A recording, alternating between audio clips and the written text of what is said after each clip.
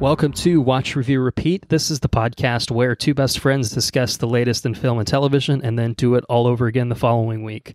My name is Colton Brown, and joining me is Andrew Meadows. Colton Brown, how you doing this afternoon, man? Well, I will tell you this. I would be doing a lot better if Stan Lee had not passed away today at age 95.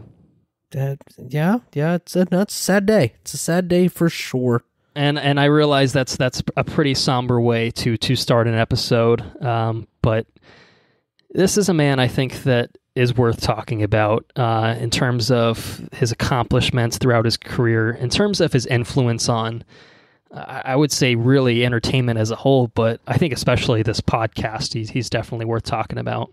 Yeah, no, for sure. He's made a tremendous impact in pop culture in general. I mean, around the world. It's not even like an American thing. I mean, all around the world, everyone knows Stan Lee and his IPs. And well, I don't think that there's been an episode that we have not referred to some way in something he's had a hand in creating, you know, whether directly or indirectly. I think he's just he's a massive. He's just incredibly important to current pop culture, as I say it again.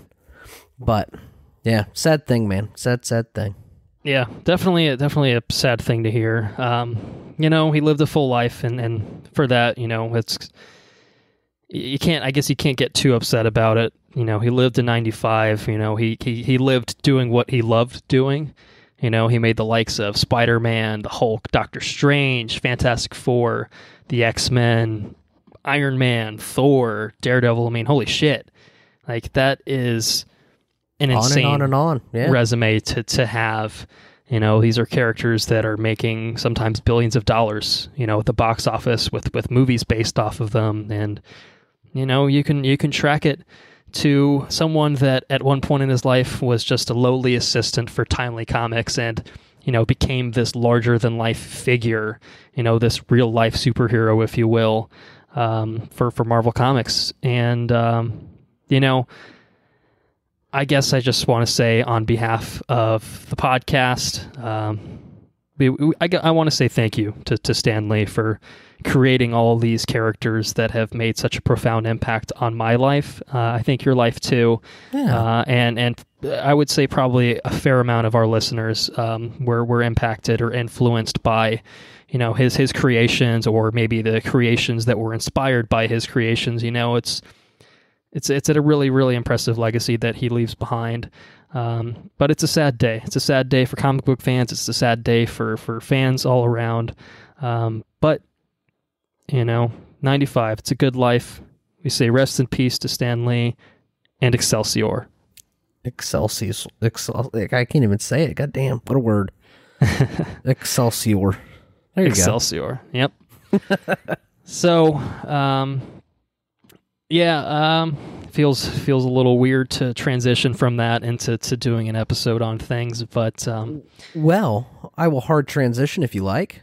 Try to pull us out of the somber mood that we seem to have right now. Okay, well, where are you going to take us? I'm going to dive right into Pokemon Detective Pikachu official trailer. Okay, did you want to introduce what we're talking about this episode before you do that? No, total surprise. Total surprise, other than the title. Why don't you introduce the content for this week? Okay, well, I won't take too much time. We are doing another double feature, a horror double feature of sorts. Suspiria, the 2018 reimagining, remake, however you want to frame it, and Overlord, the World War II horror spin-up. So, looking forward to talking about those two films, but I am also looking forward to talking about this Detective Pikachu trailer, because, by God, I want to know what you think about it. I don't know, man. Mr. Mime was already fucking creepy enough, and he doesn't need little, like I saw a still on the Facebooks, and he's got little like peach fuzz on the top of his head. It's like, oh God, it's just unsettling. All of the Pokemon have this weird, like, glossy 3D sheen, and then they have, like, the added, like, details that you kind of somewhat expect out of, like, a real-life version. I mean, like, Pikachu has fur, you're like, okay, that makes sense, but Mr. Mime, it's like peach fuzz, and it's just, I don't know. I don't like this. Like, get it away from me. Get it away. I don't want this. You know, do you ever recall seeing that there's an artist online. I think it was on DeviantArt somewhere where he did like the hyper realistic Pokemon. I think I know what you're talking about. I haven't seen it in a while, but it sounds familiar to me. Yeah, deeply unsettling hyper realistic Pokemon. That's kind of what I got here. It's just I don't know. Just I mean it looks it looks fine. It's just I don't imagine my favorite Pokemon looking this way. Which, I mean, I guess maybe they would look that way. I don't know. It's just unsettling. I feel a little weird. It is weird. I think it's maybe just because we've never seen Pokemon like this before. And it just feels weird to the brain to, like, see them depicted in this manner. Like, I don't know, like, you don't expect that level of detail to be added. And I think there's also just the element of, like, I don't know, they don't look like animals. They look like CGI creatures. Like, to me, none of it feels real. Like, I don't know if they're trying to go for somewhere between like an animated and like a real version. So it kind of is in the middle there. But it I don't know. It's definitely weird. It's definitely weird. I will say, you know, it's kind of cool to see like Pokemon in this type of live action setting. Like, we've never really seen, I don't think, anything like this before for Pokemon. So it's definitely interesting to see, you know, Game Freak, Nintendo, whoever I guess is licensing the characters here to you know, put it into this type of setting. But I don't know. I don't know how I feel about it. I do know that I feel that Ryan Reynolds is perhaps a little miscast. At least I'm just hearing a Deadpool Pikachu, which is weird. I don't know. I don't know how it's gonna go. Yeah, I'm just gonna put it out there. If Danny DeVito was Detective Pikachu, I would be 1,000% in. Like, I am, you know, I can envision this exact same trailer with Danny DeVito instead of Ryan Reynolds, and it's glorious. It is glorious, and I still am a little sad that we've been deprived of that. But you know, maybe Danny DeVito might be a good sport. Maybe sometime down the line he'll record like a commentary track that you can kind of overlay. Like, that would be pretty fun. But I don't know. I don't know. And then, well, I can kind of segue into some other news.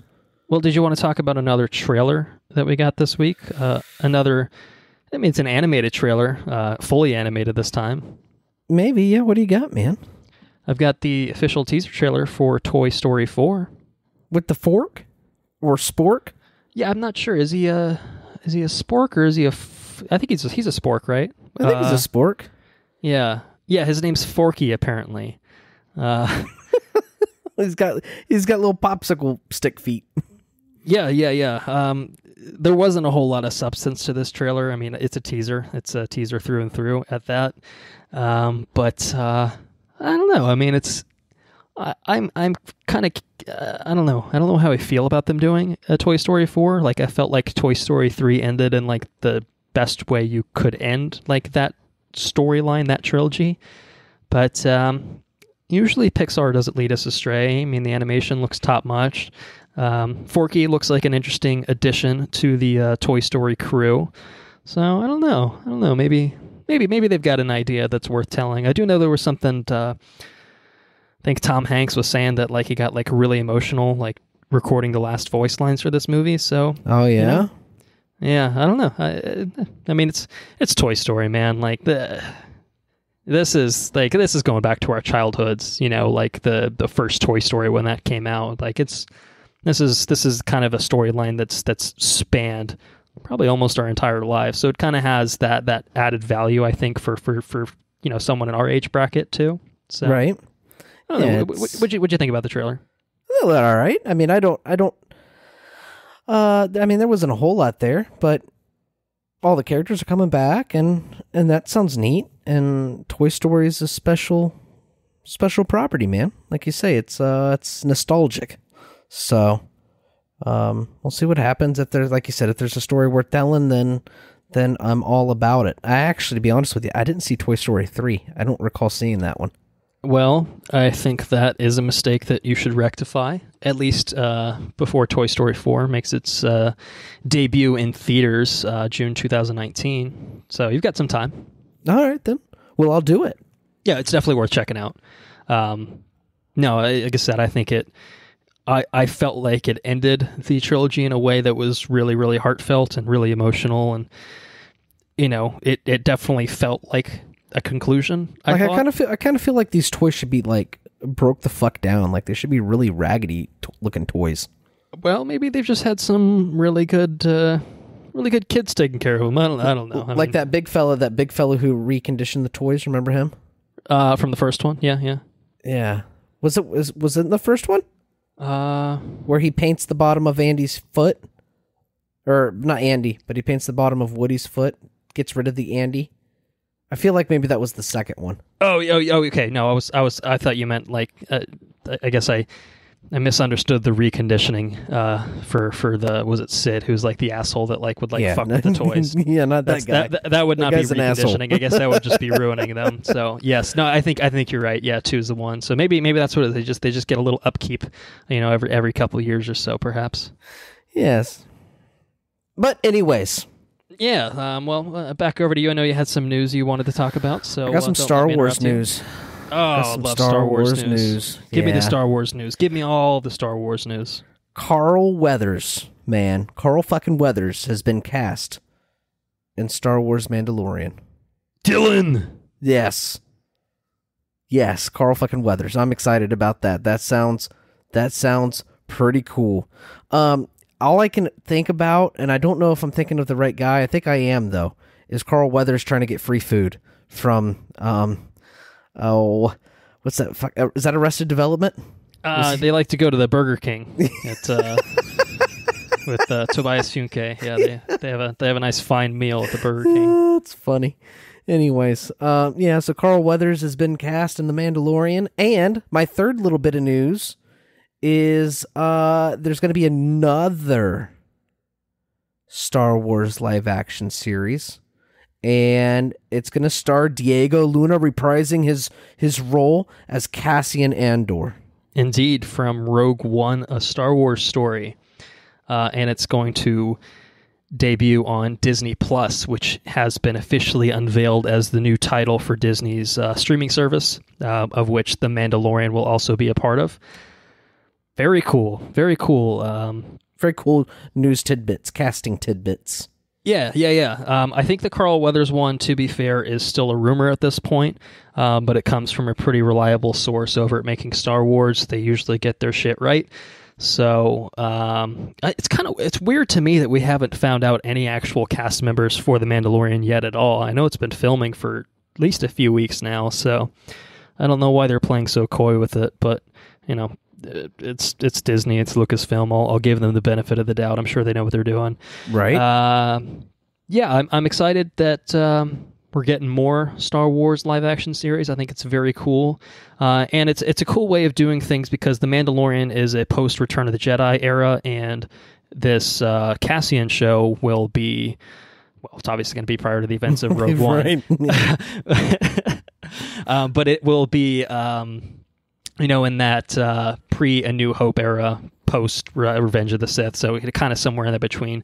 So it's interesting to see kind of those different eras. I think that's a good way to do it. Hopefully, I would be very okay with them doing a prequel era show, as long as they did not duplicate the prequel era quality of filmmaking and such. And I still think it's just a matter of time before we get the Old Republic depicted, whether it's something that they do in a live action medium, or I guess a live action like television series type approach, or if that's like we're doing a whole trilogy on that shit. Like it's just got to be a matter of time. It seems like a money maker waiting to happen.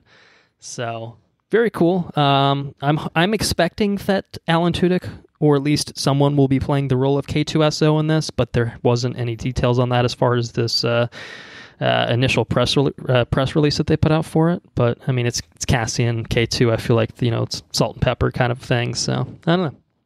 Yeah, very cool. See what happens. Yeah, Star Wars is cool. Me like Star Wars. Me happy boy. And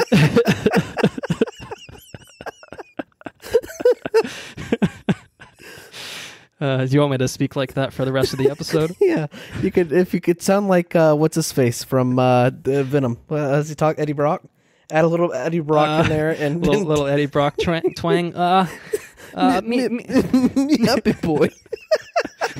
Eddie happy boy. Me big reporter. I'm a reporter. I'm gonna talk about my news because I'm me a reporter. Me a reporter in San Francisco. Me a reporter, and we happy boy. me big smart reporter. Holy shit, that's not even right. That's not funny, Colton Brown. It's terrible. If I can make fun of Eddie Brock like that. Oh, shit. Well, derailed. I have some news I would like to talk about. All right. Yeah, I don't think I could maintain that for an entire episode. Not with the amount of alcohol that I have in my system. I need much more. Loki actually has been officially confirmed as part of this set of announcements that confirmed the Cassian live-action series for the Disney Plus streaming service. Tom Hiddleston will be back. We talked about this. It was kind of reported by pretty reliable trades that it was going to happen, but this is the first, straight from the horse's mouth, Disney coming out and saying, it's happening, we're doing it. So very cool, very excited to see where they take that, and, if they still do the Scarlet Witch, Falcon, Winter Soldier shows, whatever else they're planning. 100% in. Definitely down with that. Disney Plus is getting my money day one. I can tell you that right now. Sounds like they got a lot of stuff they could make. They're making a lot of shit right now, it seems like. It's a lot of stuff they could make, a lot of stuff that they are making. It's definitely, it's far more appealing than having Titans on day one, let's put it that way, if you know what I'm saying. More news. Breaking Bad is apparently not over yet. Well, it's over perhaps in the television medium, but Vince Gilligan, creator of the series, is working on a new movie that will be a sequel to the events of Breaking Bad. So I guess I'll go ahead and say spoilers for Breaking Bad, the entire series, if anyone hasn't watched it. It's a fantastic series, definitely well worth your time. I'm not sure if it's still on Netflix as of recording this, but however you can watch it, it's definitely worth your time to do so. And, it's been out for a few years, so I don't feel too bad if people are sticking around to listen to this part. But it's apparently going to take place, like I said, after the events of the series, and it's reportedly, according to Slash Film, going to follow Jesse Pinkman. Okay. With Aaron Paul reprising his role as Jesse.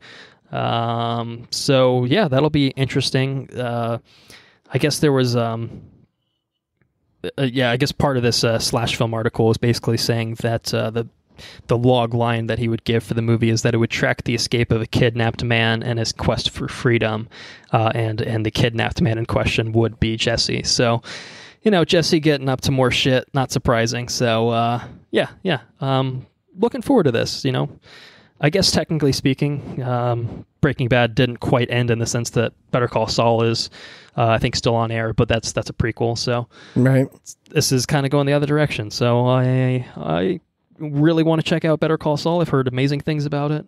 Have you? I haven't gotten around to it. Yeah, I've some people I think have said that it's better than Breaking Bad. So Lord have mercy. That's a high bar to clear. That is a super high bar to clear. Okay. So, yeah, I think that's also, at least on Netflix, at least what, is available through probably the latest season or whatever. I'm not sure exactly when it airs. So, yeah, very cool. I'm curious about that. I'm also curious about 5 original anime shows that Netflix has spilled the beans on. Oh, yeah? What do we got? Now, 2 of these are based off of properties that you and I are definitely familiar with. First of which is Pacific Rim. is going to get its own anime series that will resume the epic battle of the kaiju and the Jaegers. It says it's going to expand upon the story of the first 2 live-action movies, follow an idealistic teenage boy and his naive younger sister. Sounds Pacific Rimmy. I'm good with that. And then Altered Carbon is another one that is set to get its own anime series that will be part of the same universe as the live-action series. Second season of that is filming at the moment. So that's going to explore, it says, new elements of the story mythology, and it's going to be written by Dai Sato, who worked on Cowboy Bebop previously. Right. So that's pretty good combination there, I'd say. The other 3, I don't think they're based on... they might be based on pre-existing properties, but if they are, it's not anything that I'm aware of. One of them's called Cagaster of an Insect Cage, post-apocalyptic world where disease turns people into giant murderous insects, which... Lord have mercy, that sounds terrifying. Sounds pretty anime to me. I'm down. I'm down. Next one is Yasuke, which is in a war-torn feudal Japan where mechs and magic exist. So yeah, that sounds fucking cool. Pretty anime. I'm liking it. Lakeith Stanfield will voice the protagonist of that. He was the main character in Sorry to Bother You. Okay. So that's a good get there. And then the last one is Treese, which is set in Manila, Philippines, where the mythical creatures of folklore live in hiding amongst the humans. And that one, I guess, is based off of a graphic novel of the same name. Might be Trece. I'm not sure exactly how to pronounce that. I'm not sure how to pronounce any of these, really, aside from the first 2. So I apologize if I've botched them. But yeah, pretty interesting. Pretty interesting. It's cool to see Netflix investing in anime and not killing off all of their shows again. So yeah, I'm down with that. Sounds very cool. And yeah, I think that's really all the news I have for this week. So we can probably get going into the good stuff, yeah? Yeah, sounds like a plan. We're going to start with a conversation on Suspiria. Again, the 2018 Suspiria. It is a reimagining of the 1977 original by Dario Argento, which we talked about on our last bonus episode. And if you want to hear that, all you have to do is just go to Patreon and chip in a couple bucks, and you'll have access to that alongside the 3 other movies that we talked about as part of our big horror Halloween-centric episode that we did. WatchReviewRepeat.com, Premium tab, become a patron. Boom. Let's talk about Suspiria. I had to get the plug in there. I didn't do it at the top. It was, it didn't seem appropriate. Yes, I understand. Right, so I had to get it in there. But this is a good follow-on, I think, to our conversation. I think it's fair to say we'll probably mention the original in some capacity as we're talking about this new version of it. So if you want the full context, that's the place to go for it. So the new one is directed by Luca Guadagnino. It's written by David Kaganek. It stars Dakota Johnson, Tilda Swinton, Mia Goth, and Chloe Grace Moritz. And in this, a darkness swirls at the center of a world-renowned dance company, one that will engulf the artistic director, an ambitious young dancer, and a grieving psychotherapist. Box office, this isn't the type of movie that sets the box office on fire. No. Just as a side note, it's sitting at about just over $2 million worldwide, but it did get a pretty limited release stateside. I think it's just playing in like 400 or 500-ish theaters. Most films get at least a 2,000 plus release, so that puts it into perspective a little bit. And I think that as of when I looked at those numbers, it had like 2 countries that it was playing in overseas. So $20 million budget, it's probably kind of the better number to look at. I don't know that it'll get that back from box office receipts, but it's clearly not being designed as a movie that is going to get audiences to bang down the door to go see it. Right. It's just not that kind of movie, and it's more likely they'd be banging down the door to get the fuck out if they could. that's not to speak ill of the movie. It's just the type of movie that it is, and we will get into it. So let me pass this over to you, sir. Generally speaking, what'd you think? So I saw the original, and I had never heard of it when I watched it, and I was thoroughly surprised, and I really enjoyed it. I was astounded that I'd never heard of it and never seen it before, and it made me super stoked about this one.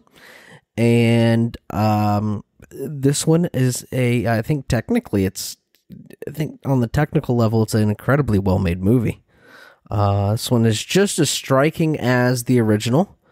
And it's the cinematography, I think, is outstanding. I think it's super, super well shot. It is incredibly fucking long. Oh my God, is it long? It plays out just, I don't know. I mean, it's a really fucking long movie. And it's 2.5 hours, I think? Yeah, I think it's just north of 2.5 hours. Yeah. It plays out very slow. It's a very slow burn. And I don't know. I mean, I imagine you could probably cut a lot of it out, but then again, a lot of it is just it's tastefully done. So I mean, I wouldn't necessarily say cut it out. Just know what you're getting into when you get into it, because I had no idea it was going to be as long as it was. I think the first movie is an hour and a half. It's probably at least an hour and a half, isn't it? Yeah, the first one I think sits at just around 90-ish minutes. So this one is close to twice as long as the original. Yeah. So anyways, I didn't know that going into it. So I mean, it's just fucking long. It's so long. And it's really like the first one was strange. And it built up in a completely different way. This one, you know what you're getting into, I think, almost immediately. Like, but it's still really fucking weird. It's incredibly graphic, and I guess in many ways, so was the first one for its time. I guess that one was a graphic film when it came out, but I enjoyed this movie. Like I said, it was just a very long one. I don't think I don't want to jump too far ahead. But this is definitely not a movie that would set the box office on fire, and I don't think it's a movie that a lot of people will enjoy. That being said, I think it's on the technical level, it's a very well-made movie. I enjoyed it, and I think it's well acted. And I think it's cool. I think it's a cool movie. I think that's probably how I would put it. What'd you think about it, man? I really wanted to like this. I wanted to like this. I thought the trailer was really striking. I thought the original was great. You know, again, as someone that was approaching that movie for the first time, didn't really know a whole lot about it. It really took me by surprise too, and I thought that one was just super striking and really, really well done. And this is really well done, I would say, in terms of the technicality of it, but it is just meandering bullshit for most of it, honestly, for me. You know, I like weird, I like different, and this is weird and different, like to the nth degree, but it sucks because I look at this and I think back on it, and there's so much in it that's just really, really striking and really, really riveting, but it's just kind of buried, I think, in this mess of a film for me where, yeah, I mean, it's just so long, and I disagree with your assessment. I think that at least 30 minutes of this movie could have been cut without any question. I think that there's a simplicity to the original movie, and I applaud this movie for not just doing a straight remake. You know, they didn't pull a Gus Van Sant with this, and that's good. I appreciate that. You know, if you're going to remake a movie, then well, I mean, especially a good movie. If you're remaking a good movie, why would you just make the same movie over again? Because you're not going to make it better. So you do a different approach. You do something different, and it's a very different movie. I will give it that. It takes some of the thematic content from the first one and expands on it in some ways, and plays around with it in other ways. And I thought that was cool. I thought a lot of the ideas at play here were really, really interesting. Some of the scenes here were fucking just really, really like, some were mind-blowing in some ways, and some were just like, what the hell am I watching? Like just this weird, surreal kind of existence, that you're in a theater watching this kind of movie. Yeah. With other people around you just like kind of staring at the screen in silence. Like I think everyone's probably just like wants to look around with like, are you seeing this? Are you seeing that? I think there's a lot of that in this movie, and I like that a lot. I just felt like the construction of this movie just left a lot to be desired for me. I think I don't know. I think there's definitely like a stronger movie that you could construct out of what has been filmed here. I think to me it's just an overindulgence is what it felt like to me. Yeah, it's definitely overindulgent. Yeah. No, that's definitely a good assessment, I think. And I think it's just frustrating for me to see so many really, really well-filmed, well-crafted sequences, and across the board, pretty great performances. It's just like, it's all there. It's all on the table, and it's just like you gotta put it. You gotta assemble it in the right way. And I wanted more out of it. And you didn't mention this. The score is a pale imitation. It's not really an imitation, but it is so lacking compared to the striking score of the original. And I don't want to spend the entire like coverage of the movie talking about how I like the original more, which I did by a big margin. But I felt like where it diverged in some ways, I felt like it was, instead of like trying to, like it felt like it was just trying to do different things for the sake of being different, instead of coming from a place of like, this would be really interesting to do it this way. There's some of that definitely.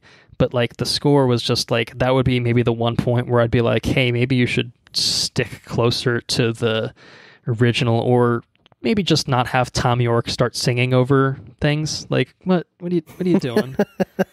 I like Radiohead as much as the next guy, but what the fuck is that? Like, that's like super up its own ass. Like, it's artsy for the sake of being artsy and not in a good way, Like, I just thought it was, for me, there was a couple times that actually just took me out of the movie. I'm like, all right, okay, come on.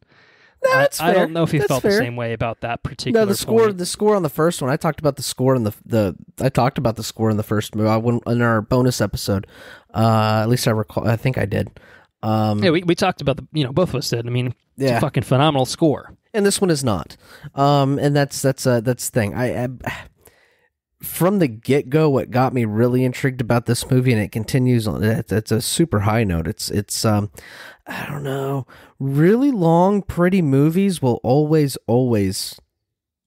I don't know what it is about them, but if you have something if you take away all the dialogue or whatever and just put moving pictures in front of me for 2.5 hours is a little long, but I'll do it. Fuck it, I'll do it. I'll watch your pretty pictures.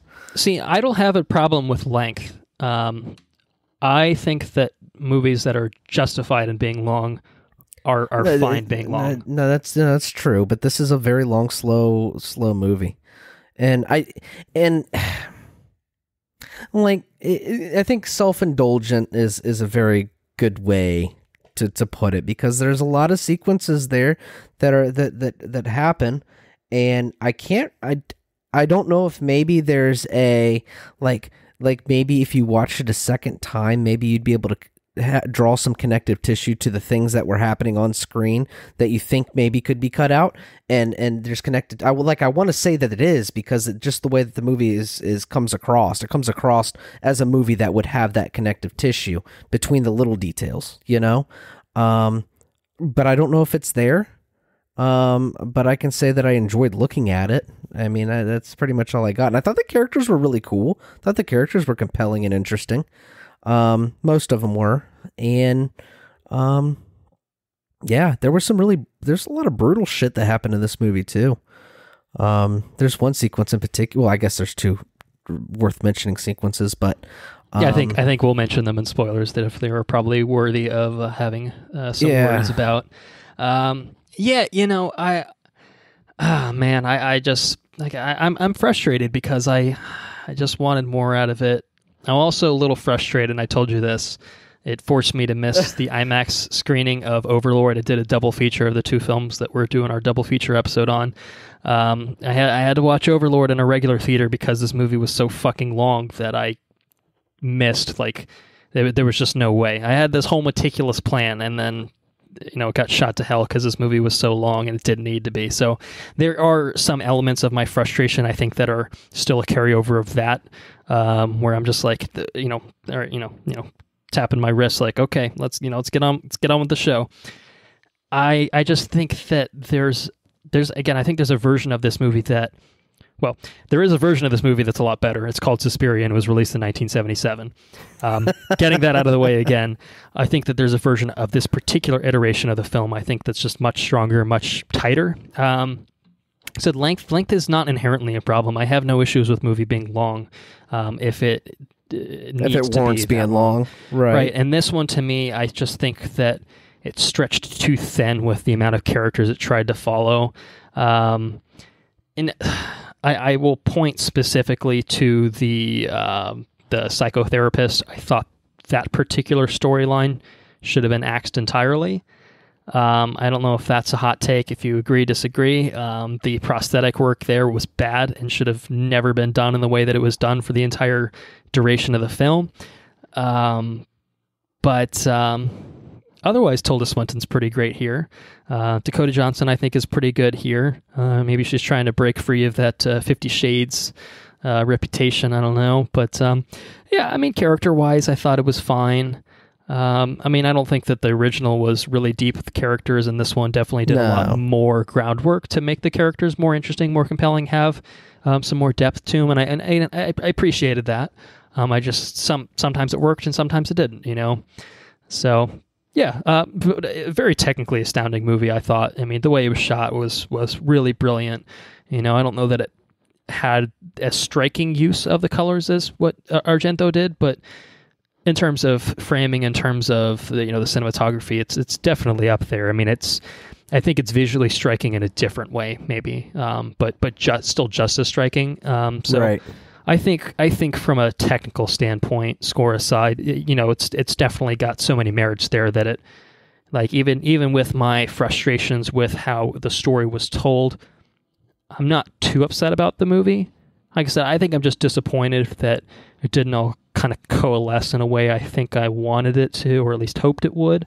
Right. But there's still a lot of artistic merit to this movie.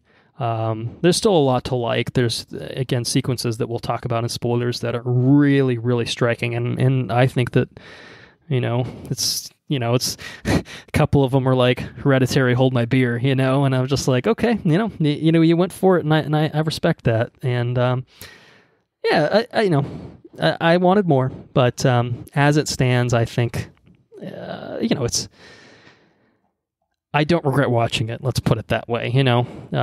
I just wish it was a little bit more expedient about telling its tale. So yeah, do you want to do recommendation?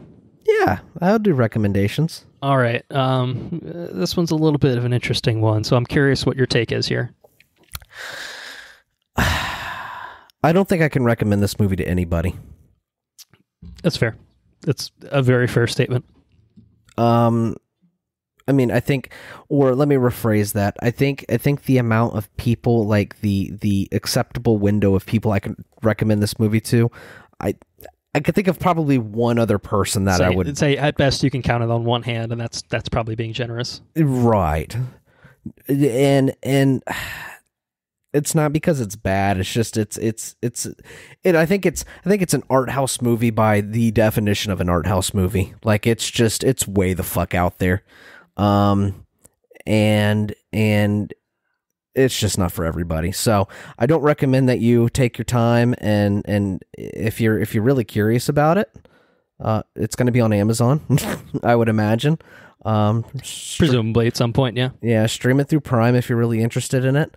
And if you are like the 1%, if you're in the 2.1 million worldwide release people, like just that incredibly small group of people that you wanna go sit in a movie theater for 2.5 hours and just watch artsy shit, you'll probably appreciate the movie. I know I appreciate it. I didn't think it was it's not Hereditary. It's not the best movie ever made, but it's I think technically, with the exception of the score, I think it's technically well crafted, and I thought it was interesting, but definitely not for everybody. So, with that being said, I would say that it's probably worth a stream, is what I would think. To general people, I would say it's worth a stream if you have the time and it's in a theater, and you think that you would enjoy a long artsy movie.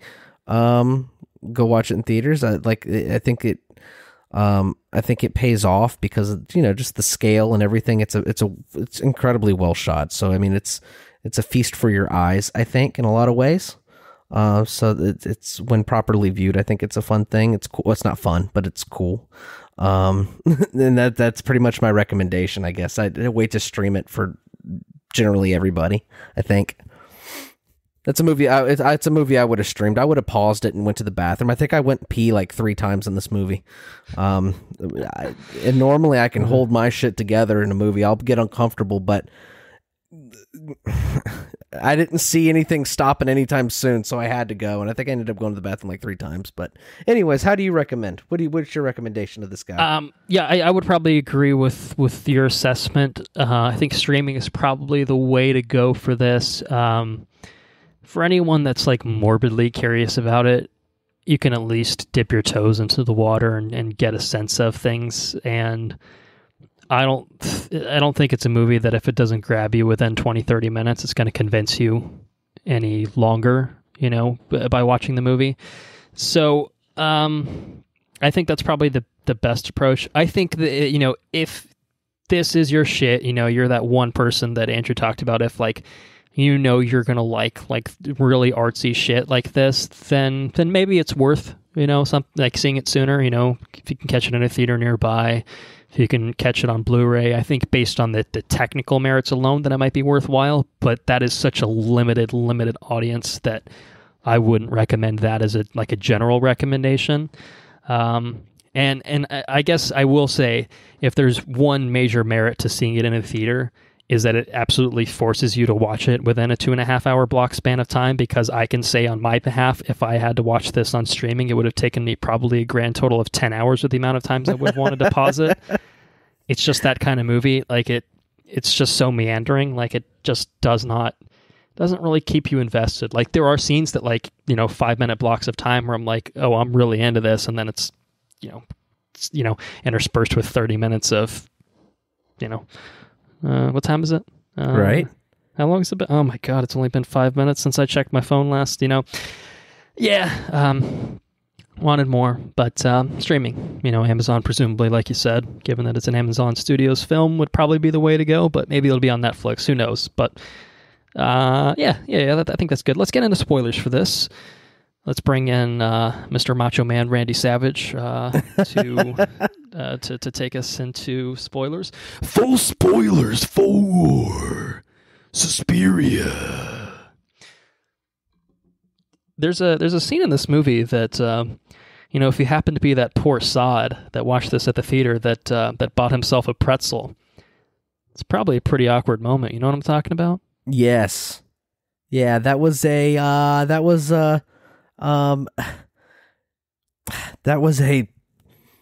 cool scene. I really liked that scene. That was a really, really great scene. That was a really, really striking scene.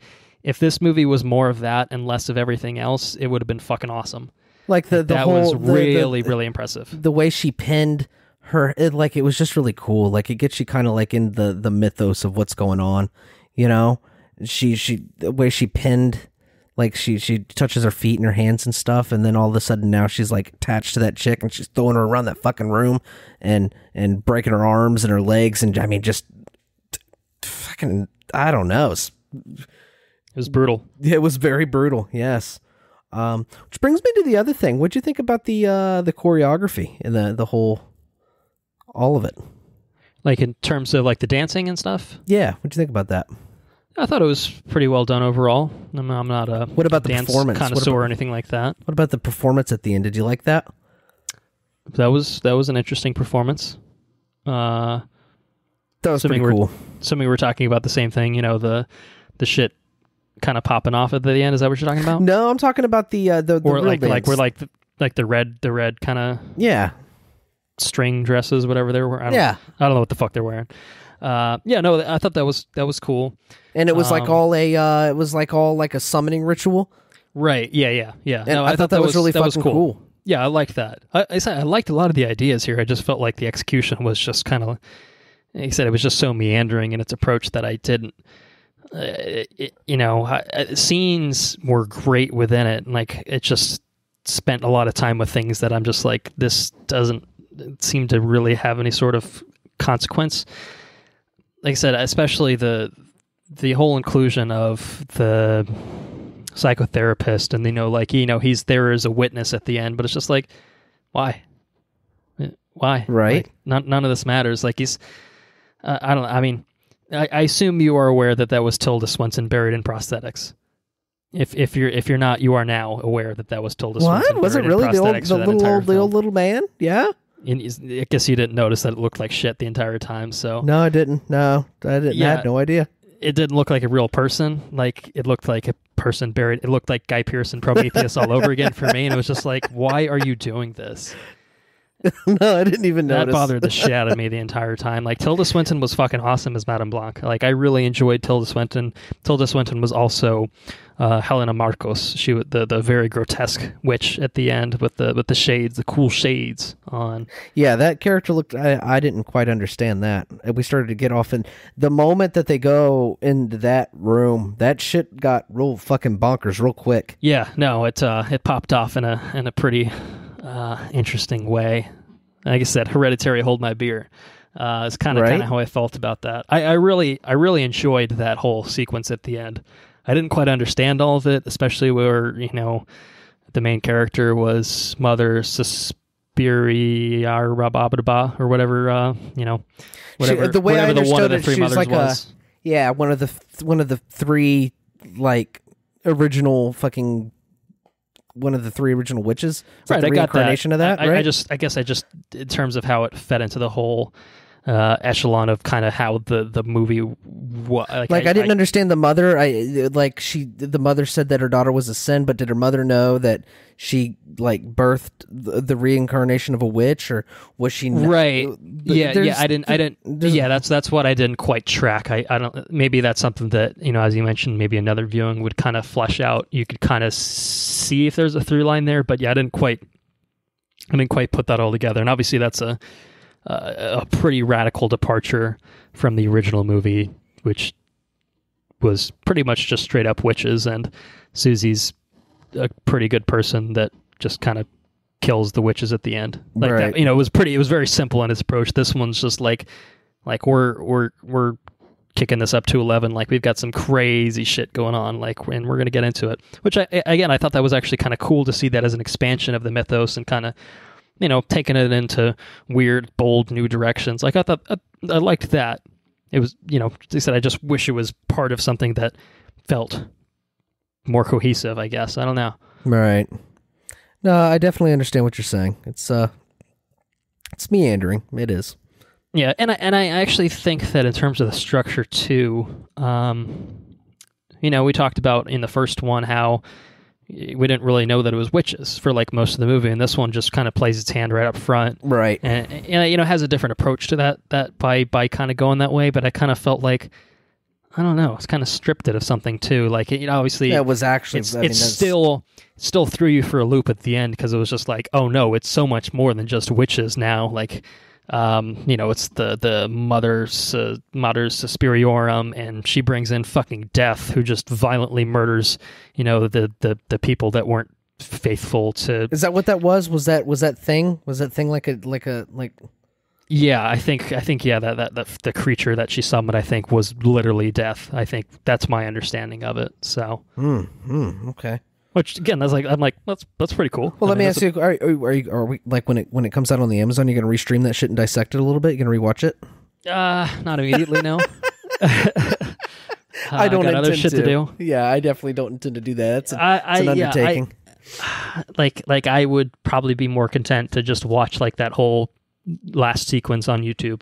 Like instead of watching the whole movie. Like I think that sequence in and of itself, the pretzel sequence, I'm gonna call it the pretzel sequence, right? that's bad, but I think those two sequences, like on their own, are really, really, like really excellently shot, and just really interesting, like kind of depictions of like this kind of mythos that they're going for. Like I thought it was pretty nuts. I mean, the whole, especially at the end, like the whole ritual sequence at the end was like, what? Like it was kind of one of those things where like, I don't think I'm supposed to be watching this. Like it felt like, like, I don't know what it was, but it was some fucked up shit. Like, I'm just like, I'm just gonna go ahead and walk out and just pretend I didn't see any of this. I'm gonna get my mind wiped by Susie real quick, and I'm gonna be good. I'm gonna be good. Yeah, shit was a little cray. And then that girl stepped in that hole and fucking broke her leg. That was pretty brutal too. I was like, God damn, that was brutal. Ooh. Yeah. Yeah, and like the way that she like reintegrated as part of the dance sequence, and like her eyes roll, I don't know if they're a different color. Yeah, she looked all sorts of fucked up, and I was just like, this is weird. Yeah, but I like this. I just want to like everything else. I don't know. I feel like I'm beating a dead horse with it. But, I mean, there's a series of sequences that are incredibly awesome, but the path to get to each sequence is a long, meandering path. Albeit it's a well shot path. It looks pretty. Right. Yeah. And I don't. Even if I have sounded like a negative Nancy for our coverage of it, I don't think this is a bad film by any stretch of the imagination. I think that's definitely underselling it. I think it's a very well-made film with a lot of really, really great scenes housed within it. I just think as an overall package, I think that it's on the edge of being something really, really impressive, but it's flat and some enough respects that it can't quite cross the threshold into being something like next level in the way that I think that it was trying to set out to be. Right. But it was it was an experience, and it was an experience that we shared. I think you saw it alone, right? Yeah, I did see it alone. Yeah. Yeah, I don't know if that's better or worse. I had like 10 people in my theater, so I was just it was kind of like that. Everyone's just kind of paralyzed in their seats when things are happening. Yeah, no, you talked about feeling like maybe you're watching something that you shouldn't be watching. Like when shit started to when shit went crazy, and I'm watching these naked people and the summoning this fucking ritual, and then all of a sudden heads and throats start getting slashed and heads start exploding. I actually at one point looked around to see if there was anybody else in there, and there's just an employee that popped in. We're like, this fucking weird ass dude's here watching this shit, man, all by himself. Yeah, I felt a little strange. I felt fucking weird. But anyways, yeah. yeah. Final note. I didn't know this until I looked it up when I was kind of getting the script ready for this episode. So the whole idea of the three mothers, that apparently was explored in a trilogy of films that Dario Argento did. Is that right? The first of which was Suspiria. And then he did two other films that were part of like something called the Three Mothers trilogy. I think Inferno was another one, and then The Mother of Tears is the third one. And I guess each one kind of focuses on a different mother, if you will. So that's actually kind of cool. I would be curious to check out those other two because I really like the original Suspiria. I don't really know anything about those other two, but I feel like that's kind of a pretty cool thematic connection to have between, movies that you do. So yeah, I think that's interesting. And it's interesting that this one decided to dive into all of that within kind of one film. I thought that's a neat approach. It added a little bit more to my reading of the film, but not enough. Not enough. Let's talk about another movie. Let's talk about Overlord. directed by Julius Avery, written by Billy Ray and Mark L. Smith, starring Jovan Adepo, Wyatt Russell, Mathilde Olivier, John Magaro, Ian DeCasticker, and Ploues Bic. Squad of American soldiers discovers horrors behind enemy lines on the eve of D-Day. Box office, still pretty soft. It's definitely a movie I think that plays better to general audiences, but clearly not well enough with its debut at number 3 in its opening weekend, $10.1 million. I think it finished behind Bohemian Rhapsody and The Grinch. It's at $19.3 million worldwide against a $30 million budget. So, it's not too sizable a budget, so it should do all right for itself, I think, all told. Yeah. And yeah, now that we've had the fun of talking about Suspiria, let's talk about some Overlord. What'd you think? This one's fun. It's a fun movie. I laughed my ass off in this movie. I laughed my ass off for the majority of the movie, actually. I had a really good time with it. I think it's a good... I felt like they did some like character archetypes with like just war movies. Like they had fun with like the idea of a war movie. Like the guy from New Jersey was probably the best example of that. There's a character from I think he's from New Jersey anyways. He acts like he wears his fucking helmet all fucking weird and shit. You know what I'm talking about? Yeah, I know. Yeah, okay. But yeah, no, it was a fun movie. Did you think it was fun? Did you enjoy it? I saw it on IMAX. You did not. I didn't. I'm a little salty that I didn't get to see it in IMAX because I think it's a movie that would have greatly benefited from that little extra oomph from that speaker setup. It was loud. I had a lot of fun with this. Yeah. I was looking forward to this one. Thought the trailer was pretty good. And so I was, a horror kind of spin on World War II. Sounds like a pretty fun thing. I guess it's kind of Wolfenstein-esque. Yeah. Alternate history shit. It's cool. Yeah. I liked that aspect to it. And I ended up really enjoying this one. I thought the technical side of things, especially kind of that opening sequence in general, was really, really well done. But I thought it was pretty well done throughout as well. I thought the cast was quite good here. I agree, kind of general archetypes, not maybe a ton of depth to some of these characters, but I thought they all played well off of each other. It's got a kid in it that's not totally annoying, which I appreciated, And a lot of the set pieces here were really, really fun. They're cool. And it was this good kind of mix of the World War II setting with kind of this Nazi experimentation, what are the horrors lurking behind the enemy lines, like that kind of thing. I thought was really fun kind of genre piece to play within. I thought they did a really good job of, striking a balance between fun, and still, kind of somewhat dealing with, actual terrors of war, but it's not, it's not Saving Private Ryan. This is not, this is, it's intended to be kind of a tongue-in-cheek kind of thing. There's a few moments, like you said, you laughed your ass off the whole time. I was kind of in the same boat. Like it's not intended to be, I think, really taken super seriously. There's, characters spouting one-liners here and there, and it's a fun action horror movie. There are, it's kind of it's kind of got those action beats where there's obviously a designed punchline. I think usually it works pretty well.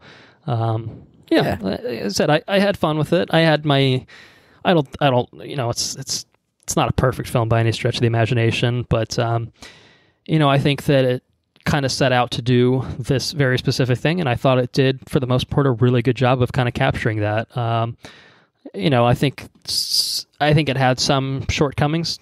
Definitely, I'll talk about that more in spoilers. Probably best saved for that. But it was a good time. Yeah, it was a good time. It's what it is, and it doesn't really try to be anything more than that. So no, it's a very shallow movie. It's can't really hold it against it, but at the same time, it's in the way that Suspiria was trying to be this big kind of, I think, really, really artistic kind of thing. This is just like, there's just Nazis and some weird shit going on, and we're gonna fucking shoot it. Yeah, we're gonna shoot shit. Yeah, we're gonna shoot shit. We're gonna shoot weird Nazi experiment things that are going on. Whatever's happening, I don't know. We'll talk about it in spoilers, but yeah, it was good. Enjoyable. Would have been better in IMAX though. I will say that. It was loud. It was loud. I mean, I saw it in a IMAX. I quit going to the one out in Orlando, just because I could get to this one in Brandon for free. Right, AMC. Yeah, but a IMAX is better than no IMAX, I suppose. And it was loud as fuck. It was super loud. It was cool. It was cool. I gotta say, like, it doesn't. I mean, to me, this movie feels bigger than a $38 million production budget, doesn't it?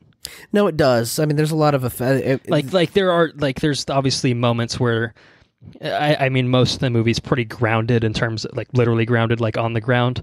But the sequences where it kind of goes off of the ground, like, I was just like, damn, like, this feels like it should be part of like $100 million type movie. Yeah, I mean, I think what it is they poured a lot of money in certain sequences, right? Like there's certain sequences they knew they could scale back and get away with practical effects and just right, a few sets here and there. Yeah, but I think it's a good, clever use of that. Exactly, clever use of their money. Because like I said, those few sequences that they had to spend a lot of money on, they did a really good job on, and the practical effect work was done particularly well. I thought, like I said, it feels like much more of an expensive movie than what it was. That's definitely to its benefit. It's definitely cool, man. It's cool. It is cool. Well, what would you recommend to our listeners about Overlord? How should they see it? Yeah, I think you should go see that in theaters. I think it's a lot of fun, if that's what you're into. If you're not quite in the Christmas mood yet and you'd like to linger around horror and death and murder and shit, then that's probably a good, this is a good one that's going to scratch an itch, I think. I had a lot of fun. Definitely watch this before you watch Suspiria, though, for sure. I think you'll enjoy it a lot more. Yeah, this is it's a much more approachable film. I don't think it's going to be a movie that's for everyone, but like, in the way that Suspiria was for like one person in your entire phone book, most of the people I think in your phone book are going to look at this and be like, yeah, it's all right. If you're in the mood for kind of what it's trying to do, it's kind of a genre film. I think I saw someone online was talking about how they felt bad for the old people in front of them that walked in expecting like just a World War II movie, and I'm like, oh no, it's not that. It's definitely not that. Like you got to know that there's a schlockiness. There's kind of a B movie fun aspect to it. But I think the trailer is not misleading at all. Whatever you felt about the trailer, I think is probably how you'll feel about the movie in general. And I liked the trailer, was looking forward to it, like I said, so I had fun with it. So yeah, I'd say a theater recommendation is a good shout for this one. With that caveat of kind of know what you're walking into, but yeah, it's fun. Charming characters, charming cast, good set pieces, sound design. I definitely would have appreciated IMAX in this one. I think that would really, really give an added dimension to the film that I didn't get to see because Suspiria was so fucking long. But it is what it is. I mean, I'm fine. I'm not bitter about it. It's totally fine. But yeah, let's get into spoilers then. Yeah. Yeah. What do you got? Let's talk about spoilers. I've got full spoilers for Overlord. It's good. Now, was there a point in time where this movie would have been called Cloverlord? Oh yeah. I'm not expecting you to know the answer to that question because I don't know the answer to that question. But this was for the longest time rumored to be another entry into the Cloverfield franchise. It was from Bad Robot, J.J. Abrams' production company. I don't know. I didn't see the connective tissue there, but... Right, yeah, and in the finished product, I don't think there's really an obvious entry point into like, oh, this would have been like Cloverfield Monsters or whatever, but part of me, and I'm not the first person to speculate on this, part of me thinks that Cloverfield Paradox kind of didn't really land with, I think, the kind of oomph that they wanted it to. Paramount basically dumping it on Netflix for a few $1 million, and then Netflix putting it out, and I was just like, oh yeah, I guess that's probably why Paramount sold it, huh? I feel like that kind of put a damper on the Cloverfield franchise, at least for a minute, and that one was, I think, very guilty of feeling like this didn't really need to be a Cloverfield movie. And so I think that this one would have probably run into similar troubles of like, it's not really all that connected. I guess maybe the Nazis experiment and you get little Cloverfield monsters, but it's just like, that's kind of stupid, isn't it? Like that would be dumb. So I'm glad they did not go in that direction. Presumably, again, if they did go in that direction, I think it'd be a very different film. But in the way that maybe the original God Particle could have been something pretty solid, and then it got retrofitted into a kind of bad Cloverfield movie. I think that, you leave this one alone, let it do its thing, and yeah, got a pretty fun film out of it. Right. But it was also very cool to see Agent Leo Fitz. I was going to bring that up. You beat me to the punch. In a feature film. I think it might be the first film I've ever seen him in Casker. I think so. I think you're right. Yeah. He was pretty good at it. It was weird hearing an American accent from him. I'm used to the Scottish, but right. Yeah, he did a good job though. I enjoyed his performance a whole lot. Yeah, he was good. That whole transformation sequence in the attic was pretty. That was pretty brutal too. That was, nothing in this movie is nearly as brutal as anything in like Suspiria, I wouldn't say, but that was pretty grotesque. The body horror aspects of that I thought was pretty well done. Mm-hmm. I'd agree. And I tell you what else was cool. Tell me what was cool. I'll tell you what was cool.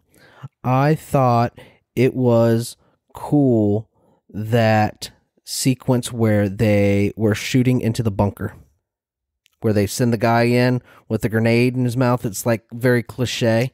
Like, oh yeah, I think the war aspects of this movie were. I feel like this movie's like a big spoof on a lot of different things.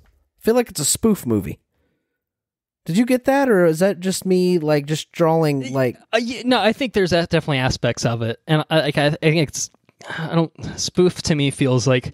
I hear the word spoof and I think of Spaceballs. I don't think that's quite no, right. Not Spaceballs. I guess that's like parody, I guess, but no, like I think maybe the one sequence I would point to is the guy's like, I'm gonna write the great novel about my experiences, and he says landmine just fucking blows up, and like. That, you can't help but not laugh in that. That's straight out of fucking moment. Tropic Thunder, right? Right. Yeah. Yeah. Exactly. Tropic Thunder. Like that is full Tropic Thunder in that sequence. Like yeah. I feel like the New Jersey guy is fucking Tropic Thunder. I don't know, and it's not that it's a bad thing. I really enjoyed it, but I felt like the whole characterization of just about everybody was just like an over the top kind of portrayal on war character arcs or character types, Yeah. They know. They just had these archetypes that they embodied. And which was fun. Like I said, the New Jersey guy at first was like, Jesus Christ, I can't handle a whole movie of this guy. But then it's like, I got used to it. He's like being an asshole to the kid. It was pretty good by the end. Yeah, took a bullet for him. He did take a bullet for him. And then you have the badass who doesn't want to say a whole lot, like the and then he just beats the shit out of that one guy. I think he beats him pretty bad. But then they turn into like Resident Evil fucking super brawl at the end with one-liners and stuff, and it's just crazy. It's craziness. It's a crazy ride, this movie. Is like, how you feeling with all that shit in you? I don't remember the exact rhyme, but not so fucking great, just, like it was. So that is that's Kurt Russell's kid. I don't know if you knew that. No, I didn't know that. It's Kurt Russell and Goldie Hawn's kid, so he's got good lineage. But that to me was just like, oh, that's a straight '80s Kurt Russell line, like just and just the way he delivered. I was just like, I felt his dad with that delivery there. I appreciated that. Yeah, I think he was in. I didn't watch it. I think he was in an episode of Black Mirror, if I'm not mistaken. Wyatt Russell, I think in season 3, which again I'm pretty sure you've watched and I haven't, but. I can't remember. I don't know.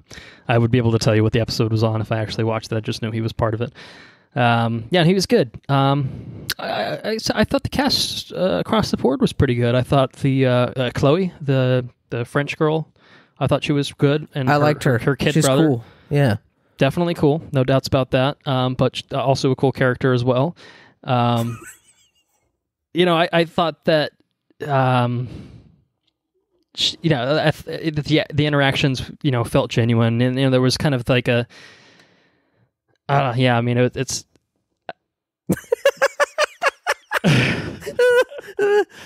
There's not a lot to talk about on this movie, I don't think. I mean, it's just a very fun movie, man. Just take it for what the fuck it is. It's real simple. Yeah, all right, that's fair enough. Maybe we're getting a little bit. It's just a simple maybe thing. I'm trying to get a little too in the weeds on something that's not inviting you to get into the weeds on. I tell you something though. I like the church. I thought the church was cool. And they had all this stuff going on underneath the church. I thought that was cool. There's a lot of cool things in it. It's a cool, fun movie. It's very shallow. And I think it's not that it's shallow. That sounds like a bad. It's not bad. It's good. I mean, it's not particularly deep. So at the same time, yes, it is. It is shallow. It's just, yeah. I mean, it's just what you see is what you get.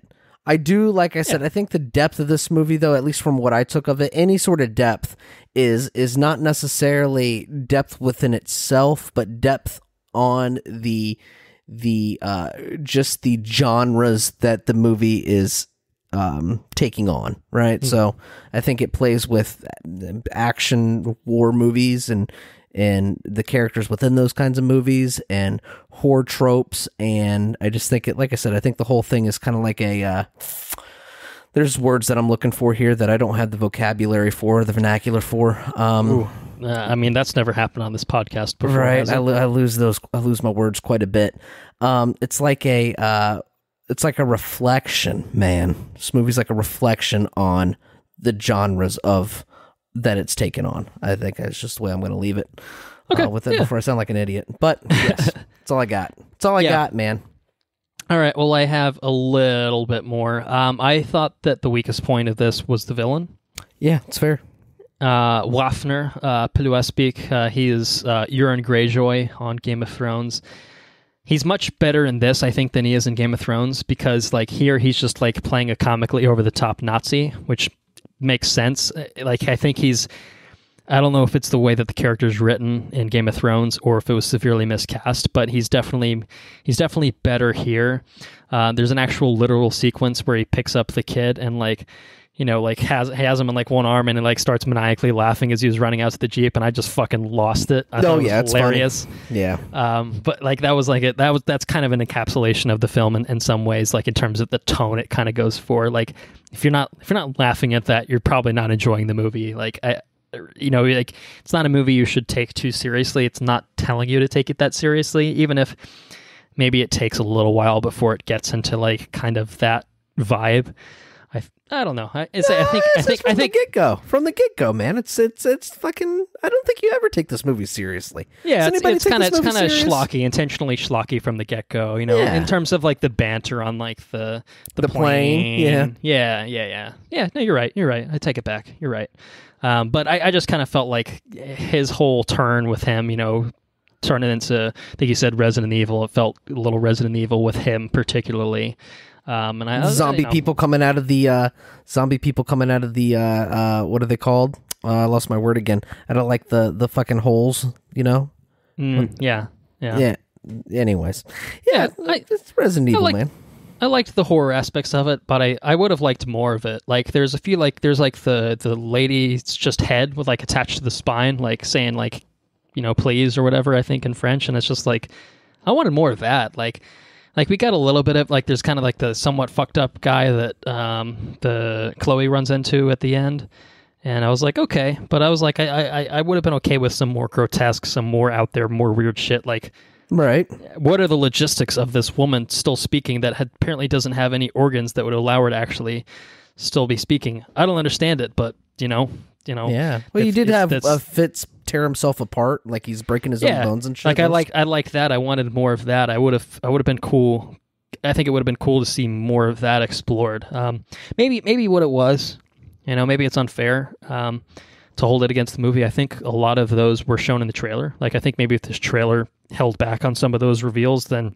And that's just it. I think that's a detriment. I think this is one of those movies that suffers from misleading marketing. Like, the movie, I think, was marketed heavily, I mean, from what I saw, as a super serious war horror movie. Maybe I'm wrong.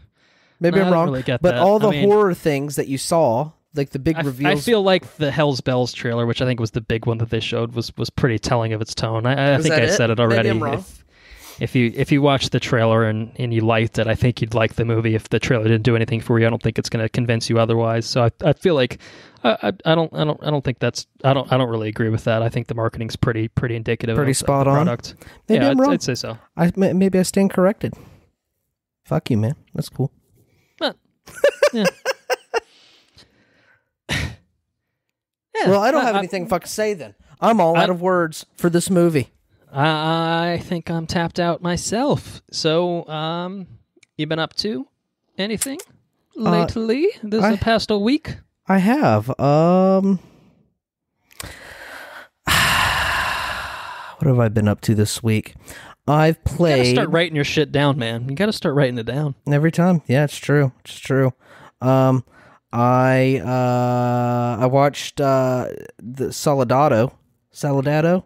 Oh, yeah. Well, what is it actually called? Is it Day of the Soldado now? Day of the Soldado. They changed the title like 7 times, and it got progressively shittier every time they did it. But what was the first movie called? Well, the first one's Sicario, and then Sicario, Day of the Soldado. Well, the second one was called Soldado, and then it was Sicario Soldado, and then like Sicario 2 Soldado, and then Sicario Day of the Soldado. Like, what? Yeah, I think this movie was just okay. Hitman Day of the Soldier. What? What the fuck does that even mean? Did anyone think about the translation of this? But it's fine. Anyway, how was it? It was okay. It was just okay. I assume not. I mean, compared to the first one. Compared to the first one, yeah. I mean, it's a far cry from the first one. Big step down. The big step down. Yeah, but it was okay. All right. Kind of on its own. It's got Benicio in it. It's got Benicio. It was totally okay. I watched it and I lay on the couch and it was okay. It was just something to do on a Sunday, I guess. I also watched that that Constantine cartoon. Okay. The City of Demons. City of Demons, and that was pretty cool. I like that. Did I talk about Sabrina last time I was on the podcast? Oh, you said that you had started it. I started it. Are you finished with it? Nope, still haven't finished it. Still working on it. Okay. Still working on it. It's all right. It's pretty good. I like it. What else do I got? Started the Red Dead Redemption 2. And I've gotten a little further than where I was last week, and I'm not very far at all. I haven't visited the first town or anything else, so I'm sure I still have like another 700 hours worth of gameplay to play, but it's totally okay. Pretty cool. Very pretty game, too. If you have an OLED, it looks really nice on the OLED with the HDRs. I like it. I picked up Hearthstone again. I've been playing a lot of that lately. You ever play the Hearthstone? Not really. What are you playing on phone now, or just play it on my phone? Yeah. Just play it on my phone. But it's pretty good. I like it. Been trying to play that a little bit more. And I think just to rattle a bunch of shit off, I think that's pretty much it. Man, what have you been up to? I watched Castlevania Season 2. Ooh, what'd you think about that? I thought it was fucking awesome. It's fucking cool, right? I thought it was fucking great. I really, really enjoyed it. I thought, well, actually, I didn't mention it last time we recorded, but I had rewatched Season 1, which, was like fucking an hour and a half, maybe. But I wanted to talk about it all together. It'd been, I didn't watch the first season in the most ideal circumstances, so I wanted to rewatch, get a proper viewing of it in before I started Season 2. But Season 2 was, I mean, I like Season 1, don't get me wrong, but Season 2 was like so much better, like so much more, I think, like more my shit. Like, I thought it was fucking really cool and a really interesting approach to the storytelling. I mean, in some ways, like the main trio, is kind of the B plot to the series. Yeah, no, it definitely is. Yeah, Dracula and his generals and stuff like that were kind of the A plot, and I thought that was all really, really well done. I'm not like super up to speed on like the Castlevania lore. I've been kind of filling in the gaps as I like watch the show. Apparently, like Hector and Isaac are like some big players in some of the games. I think Hector's actually a player character in one of the games, which is pretty cool. I thought it was great. Really, I mean, the characterization is just really well done across the board. The development with Trevor and Sypha was great. Yeah. Alucard, especially at the very end, was like, yeah, no, it's rough. There's some rough shit going on there. And then old Drac, man, Dracula was really, really great. Like, man, I really enjoyed it. The generals were great. Fucking Godbrand. Yeah. fucking the top guy. Yeah. Yeah. Peter Stormare voices him. I felt like there were a couple times where he was channeling Tommy Wiseau in some of his deliveries, but he was really enjoyable. And Carmilla, I felt like, was a really, really good presence. One I think we'll see more of in the future. Animation was fucking on point too, man. It's so cool. Animation was great. It's still got that violence and gore from the first season carried through, but I felt like, the first one was kind of like this long extended pilot, and this one to me felt like a real complete story. I think it's awesome that it's getting a third season that's going to be even longer. I think that it's got some really interesting places that it could go, and the way that they've constructed the show, now that I am a Castlevania lore expert, there's seasons upon seasons they could do with this show, as long as they take an anthology approach and move towards the Belmont clan throughout the years and such. So I would be very okay with seeing more Castlevania if that Legend of Zelda show we talked about on the Luke Cage Iron Fist episode, if that comes to pass with Adi Shankar and kind of like a similar, it wouldn't be like exactly like this tonally. It'd be very different. I don't think Warren Ellis would be anywhere near it writing it, but if we could get this type of quality in like a Legend of Zelda show, like, oh man, I'm super down with that. Those anime shows I talked about earlier this episode, even, the Pacific Rim, the Altered Carbon, like those are two IPs that I like and would be, naturally be more inclined to watching more anime of. But maybe I just need to get more into anime. I don't know. I don't know. Anime's pretty cool as shit, dude. It's pretty dope. There's a lot of good stuff. I don't know how. I assume there's probably things that are probably similar to this, kind of feel and style and stuff like that. So, I don't know, man. I was digging Castlevania Season 2. Big fan. Definitely a big fan of it. Still need to watch Princess Mononoke. I think you liked that one a lot. I need to get in on the Ghibli stuff. Maybe it might be a good summer project for me. Yeah, get in on the Ghiblis, dude. Movies. Ghiblis are pretty good. Like them. Yeah. Other than Castlevania, it's really all I've been watching. But I did make a recent purchase of an Xbox One X. Ooh. Got it set up. Xboxes. Box. It's definitely a little slimmer than the original Xbox. They even managed to get rid of the massive fucking power brick from the launch model. So apparently Microsoft decided to hire some hardware engineers for a change, which is appreciated. No, it's a nice little device. I think the Xbox user interface is still dog shit personally. But it seems like a pretty solid device, and now I have a 4K player. Unfortunately, I don't have a 4K TV, but I'm planning on changing that soon. Need to get those HDRs, man. Well, I think HDR is pretty standard across a lot of sets these days. Unfortunately, I don't have the budget to get an OLED. I just as much as I want to, I just realistically can't afford it. Even the baby OLEDs, I just can't afford. I know I'm a poor student, man. I'm surviving on ramen noodles and the like. So, I think what I will do is probably get a lower end 4K HDR set and kind of have it, so I have access to 4K content, 4K gaming and stuff like that. And then when I get a real actual setup, hopefully a few years down the line, post law school, that sort of thing, then that'll be the time to invest in whatever the latest technology is. Maybe I'll have an actual like paying job that will, fund that sort of purchase. So like there's a part of me that's just like, I want the best and the best, but it's tough. You gotta be somewhat responsible about things. So, but I feel like now is the time to really jump in on the 4K content. Now that I have the 4K player, there's just a lot of like reasons. I've got 4K Blu-rays I want to play. I've got Netflix in 4K that I want to watch. Like, there's just a lot. There's a lot there waiting for me, and it's high time that I jump in on the 4K content wave. So, I'd say hopefully within the next couple episodes worth, I might have a new TV that I can talk about. Yeah.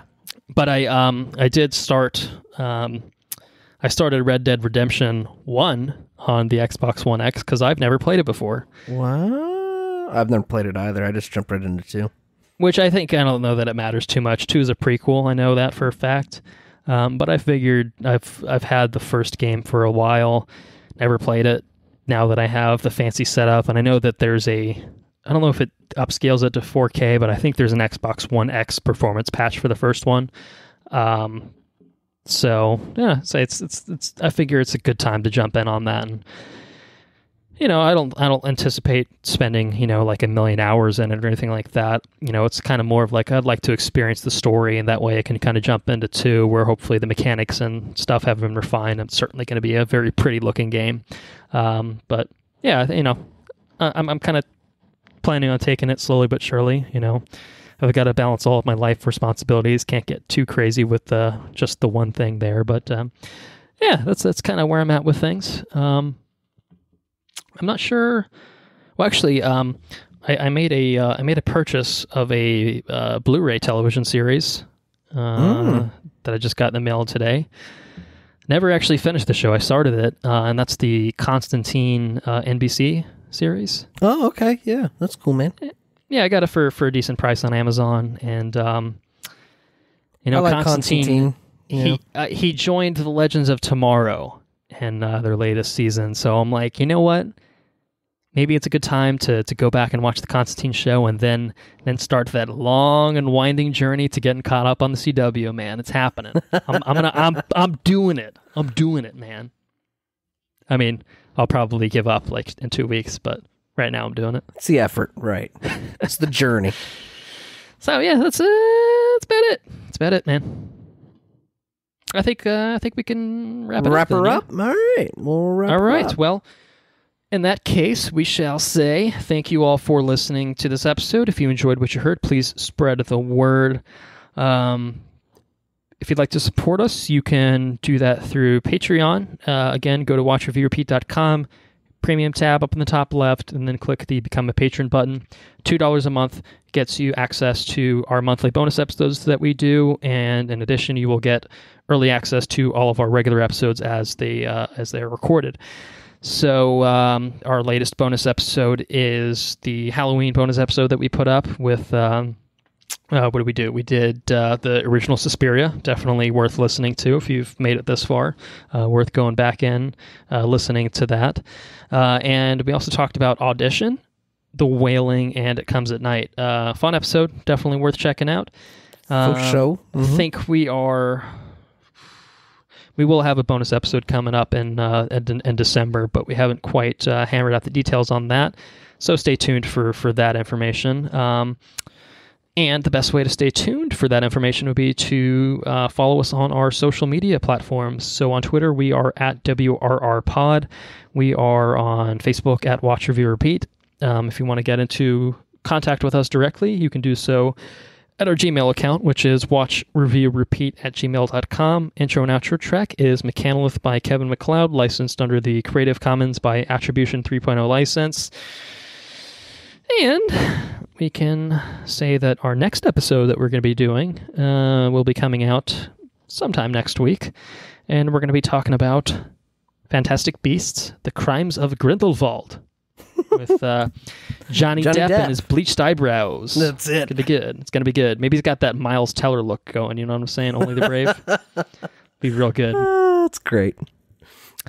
Yeah, reviews are middling on it so far, but I think it looks fun. I'm curious about it. I think I might rewatch at least the first Fantastic Beasts. Harry Potter, man. Before I watch this one. Yeah, I like Harry Potter. I like me some Harry Potter. Maybe one of these days we'll do a proper Harry Potter Well, you probably have to do a couple of them, but some Harry Potter bonus episodes. I think that's something to... Pretty cool. Pretty cool. Yeah. I'd be curious to revisit the whole franchise at some point, but we're not doing it this month. That's too many movies, and I don't have time for that shit. But I do have time for the new one coming out, and you can look forward to our coverage of it when it drops soon. All right. Soon. Until then, we say... Ladies on the Minjay. Ladies on the Minjay.